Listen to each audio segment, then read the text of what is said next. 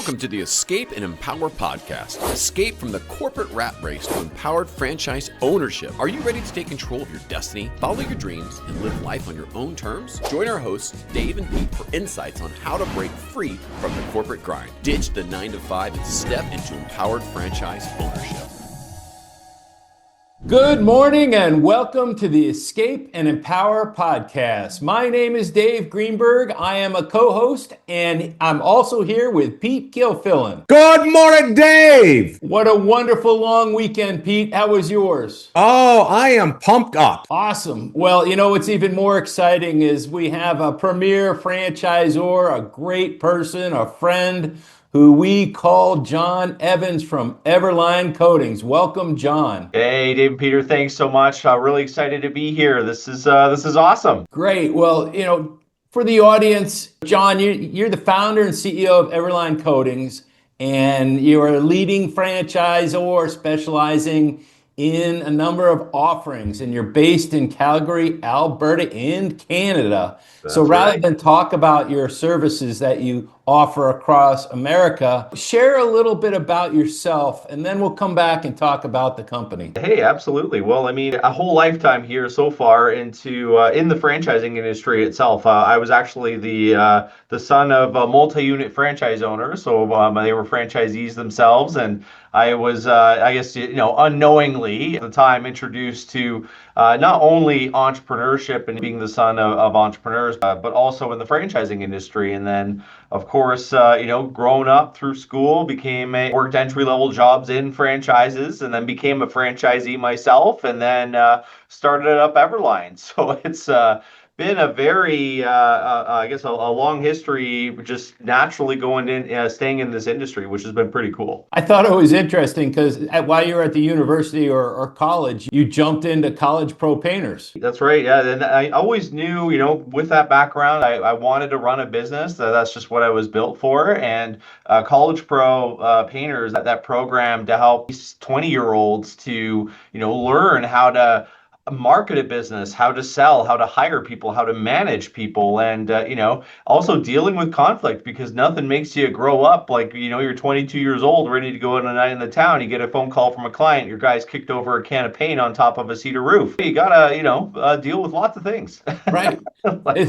So before we jump into the EverLine story, just what's the headline? What does EverLine Coatings do? Well, EverLine Coatings is a parking lot line painting and pavement maintenance business that's scaling through franchising. So we service commercial property managers, operations managers, municipalities to preserve and protect their pavement assets, as well as enhance the safety through line markings and that sort of thing. So a true B2B business. True. Oh, yeah. Yeah, no, we do next to no B2C. It's virtually all B2B, some B2G. Well, when I love talking about it, it's like, okay, this service is a part of everyone's operating expense, income statement, budget, whatever you want to call it, because it's a required service. Is that true? That is true. It's not, you services that are kind of elective. This is, the provision of a pavement surface for all sorts of reasons, whether it be aesthetic, safety, or even just the value of not having to replace it. It's something that property managers, you have to sell them for a reason to do this work. They know they have to do this work. They can't just let a pothole stay in the middle of a parking lot, because it's unsightly. Two, people can get hurt on that, or vehicles or what have you. So it's cool to be in an industry where it's definitely a need. Well, I love speaking about EverLine Coating and you, John, because it's founder-led, it's founder-driven, it's founder-created, and it's a founder that's totally in touch with his business. So let's jump back a little bit, because we have this thing called Shark Tank. What's it called up there in Canada? We call it Dragon's Den. So let's kick off the EverLine story with hearing about your Dragon's Den story, and then take us through to where we are today. Absolutely. So I, early on, I had about 8 locations by the time I went on to Dragon's Den, and we were still very early on. We were only a line striping business at that time, but as we were kind of slow, controlled growth, just trying to figure out the model. And once franchisees were starting to hit milestones faster than I was in starting the original location, I knew you know what, let's get this ball rolling quite a bit faster. And there was no secret to it. I went to the just open audition call here downtown Calgary, and auditioned with people. You see those episodes of people that just have the craziest ideas, and got a chance to meet with them. And I went through the whole process, and pitched that we could get the painting lines, and having a little competition. And so they loved the idea of that. And once we launched on, we was invited to film, and it was an incredible experience. That was my first real experience, being in a reality television show, and not really even understanding that's what it was until seeing producers, talking their ears and things like that. So it was pretty cool. But anyways, we for about 75 minutes, and eventually got of course that edited down to 8 minutes or so. So there's lots of stuff on the cutting room floor, which is fun to talk about. But at the end of it, it was a huge success because we were put on their season finale for Disruptors. They called it the Disrupt Den episode. And I remember, we had a little party with everybody, and essentially went and I remember my phone just vibrating when we aired in Newfoundland, and then in Ontario, and then Eastern Canada, and then Western Canada as it went on. So that was pretty cool. But anyways, the end of the day though, it's a huge exposure for EverLine, and we doubled our franchise size right off of that exposure. And and then of course that aired in November of 2019. And then, I'm in the middle of training everybody, and then March 2020 hits. And then it was an enormous moment, I remember, for me as a thinking like, okay, I have all sorts of, I have an existing business, which is still very young as a franchise system. I have a whole bunch of new franchisees, and we're all locked down, and we're not sure what to do. Essentially, yeah, and then that led to a whole bunch of technological developments of the way we deliver the service, and that's what kicked us off going into the United States in 2022. That's awesome. So John, you're kind of fast forwarding into something that says what we did, and there's certainly things that you do personally and your franchisees do personally to drive the business forward. But where are you today in the total number of franchisees and the territories they cover? We're at, so I keep track of franchisees mostly. So that we're at 120 franchisees. Actually, a couple more just signed on. So Awesome. yeah, we launched with 17 when we launched at that moment in the United States, into the United States, and we're now up to 120 within 3 years. So it was quite a growth moment there for us. Excellent, excellent. So you've seen these grow. What is, talk to us about who the ideal candidate you see and what drives their success. Sure. So for me, it's the ideal candidate is somebody not who loves the ground, building an empire. Because so far we have yet to see a ceiling as to how large an EverLine location can get. Like, we haven't seen a cap, because just the nature of all of our different services, they can expand into different specialties, and so that just creates an endless array of revenue options. So somebody who's ready, willing to come take all the tools that we've developed to run a scaled business and execute on them. And I think that the most common trait that we get from our highest performing franchisees are actually those who are very strong in finance and management. And just to understand that a business has a lot of moving parts, and in those moving parts, that if you recognize a gear isn't running, making sure that gear is going. So it's not necessarily somebody who's great at sales or great at operations. It's kind of that level management side, which was pretty cool to observe. Pretty incredible, huh, Pete? Yeah, absolutely. I mean, and I get excited, right, about this idea of EverLine because it's a recession-resistant, good, solid business. It's a need, it's not a want. And John, you've done an exceptional job building a network of franchisees, and it sounds like they're doing really well. And I really like to hear that you're adding additional services that allows them to have uncapped growth. So tell me, you've done all this great stuff. What's next? What are you excited about Everline going forward? The thing I'm most excited about right now is, I mean, this is now our third season in the United States. It's really started to click as a brand. The brand awareness is starting to expand throughout the United States. Our products and services, particularly our TBL durables, like durable traffic marking product, starting to gain significant momentum. And I think for me, what's around the corner are franchisees that have scaled, into the multi seven figure element there, which is really fun because now we're kind of getting past that start a business, what's going on, those first few years of figuring it out, and now we're getting to the other side of it, and that's got me stoked every day. So what that looks like. Now, as you build out your network of franchisees and you provide additional services, are you guys now kind of expanding to where you have national accounts that kind of gets you helps? Absolutely. So it was interesting. It was chicken and egg. Within the first season of us launching into the United States, we had an initial rush of demand to get nationals done, but we just didn't have the operational coverage at that point. Now we do. And our pipeline's never been larger. I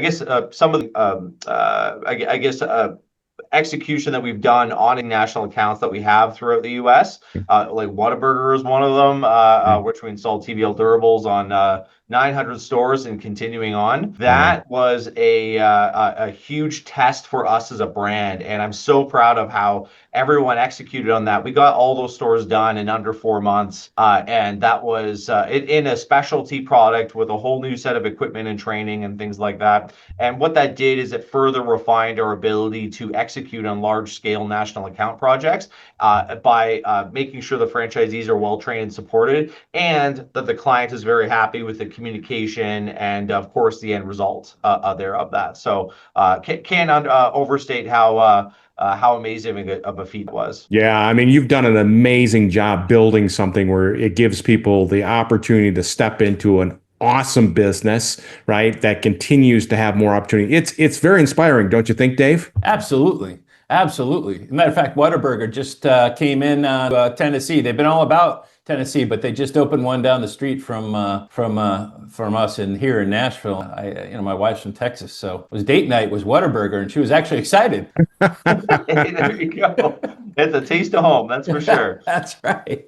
So when you think of the people that you're coaching, I mean, you've touched a lot of lives, John. And congratulations. And, Pete and I always talk about how we help people realize their dreams and take control of their destiny, hire yourself or become an empowered franchisee. What would you tell someone that's considering franchising and, your thought? I think for me, it's important to recognize the value of culture of the franchisor to make sure there's an alignment because understanding that your business partners, right? You're getting married, and you gotta go on some dates before you get married, right? You can't just hop over to the altar there right away.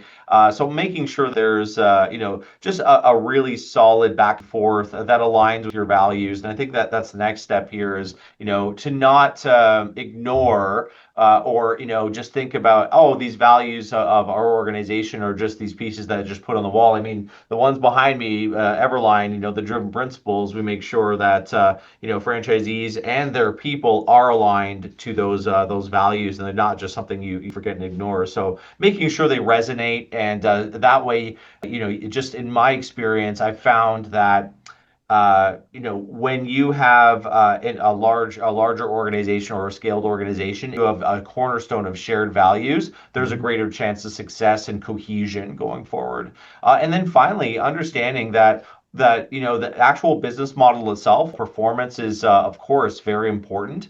Making sure that that in every market there's different to do the validation with with franchisees, the high performers, the performers, and the lower performers, to find out how they're dealing with those nuances, because it's a common trope that a franchisee will say, oh, my market is different, so it's harder. It's actually not. It's the base model is be executed on, up to the entrepreneur to apply to the nuances. So to understand those ahead of time is a huge benefit. Nice, nice. And I love your analogy to it's a marriage, because we start out in a blind date in our process, and at the end of the day, discovery day is someplace where you're going to decide whether you put the ring on the finger or not. Exactly. So that's really cool. So, a lot of our candidates are corporate refugees, escapees. Like Pete and I were in the executive suite, and you've seen a lot of executives into the space and be successful. What are some of the challenges you've seen them go through, and what do you think has really accelerated their success? Well, I think the first one is recognizing how different of a lifestyle entrepreneurship really is. And I think that there definitely is an adjustment period. It's whether you are starting a franchise or starting a business from scratch, it doesn't matter. There's different challenges. It's down to the bones, like it's resting on you. There's not a department you can kind of push things onto or blame if things don't right. It's something where it's like it's all you. So just those that understand that with just a level of self-reflection, assessment, and just realizing that once there's going to be resistance and challenges that come at you, and to not panic, to understand that now your job as an entrepreneur is to solve impossible problems. And that is I think sometimes the biggest shocking or shock value is that people saying, oh well, I worked a lot of hours in my corporate job, and so I'll just work a lot of hours here for myself. And it's like, but it is a different stress. It's freedom into running business, building something yours, but it's also like having a baby at the same time when you're starting it. Like you're free, but you're not free. You have to take care of like that kind of thing. Right. Great thoughts. Pete? Yeah, I think, John, you've built something amazing. And I want to take a step back a little bit here because, you've built this. It sounds like you're an exceptional leader. And so more on the kind of the personal side, what is the best advice somebody's ever given you? Oh man, I think for me, it's just one of my earliest mentors. It was just keep having conversations, right? It's to always have outreach to people of varying sizes of businesses, of varying or even suppliers, vendors, businesses that have nothing to do with you, just to have a greater understanding of I think of just your surroundings, to give yourself context, to see where you fit and how your actions will how they'll impact that ecosystem per se. And I think that early on that led to me just really being strong at networking and just really having a curiosity as to what's going on in everybody's world, so that yeah, we could kind of see how our butterfly effect impacts that. And that's wise advice, right? This idea that we always are inquisitive, we're always learning, and we're always connecting with people. And the good thing about being in the people business, right, is that it can't be replaced by AI, right? AI is not basically take any kind of service away, like redoing a parking lot or anything else like that. That is awesome advice. And again, it's a business. So I always like to ask, what is the favorite book? I'm a big guy, and I was most inspired by Bob Iger's book, the Ride of a Lifetime. It's actually right in its first chapter. There's an incredible story he tells of that I think really is the epitome of what it's like to be an entrepreneur, a CEO of that. And we're opening a Disneyland in China. But then, so he's there. It's a big. Then there was somebody, a child tragically was, I guess, attacked by an alligator in Florida, and they happened on the same day at the same time, Wow. right? And of course, like you have a big happy day, tragedy, and to me, it's like just and the whole goes through his whole story of how Bob Iger increased to that, and I just find that initial test of mettle and character and what he did was very inspiring. Well, I hope you write your book and tell your story, right? Because you've built something very special and it's been an exceptional journey. And I'm sure the last hasn't been written, right? You're going to continue to build this. So Very exciting stuff. Don't you think, Dave? Absolutely. Absolutely. It's complete trust when have a candidate think about the possibility of becoming an Everline franchisee. And that trust we place is with you, John, because you're just that person. So thank you. Thank you. No, thank you very much. I appreciate that. And yeah, we just have our head down and operating according to your values, and good stuff comes out of that. Well, thanks, listeners, for participating in the podcast. We heard from John Evans, the CEO and founder of EverLine Coatings. It's a great opportunity. If you want to explore becoming a candidate and start to look for an opportunity that might fit with you in the franchising space, reach out to Pete Gilfillan at Hire Yourself, or reach out to myself, Dave Greenberg, at Empowered Franchisee. All it takes is a 15-minute call to see whether or not it makes sense to work together. At the end of the day, it's about just living life in your own terms, building wealth. And that's what we do, is we help executives take that path. So encourage you to subscribe, follow. John, it has been a real pleasure. Thank you so much for joining us today. Real pleasure for me as well, guys. Thanks so much. Thanks for tuning in to the Escape and Empower podcast. We hope today's discussion has inspired you to consider franchise ownership as a path to living life on your own terms. Start your journey towards financial freedom and flexibility. Connect with Dave at empoweredfranchisee.com or Pete at hireyourself.com. Until next time.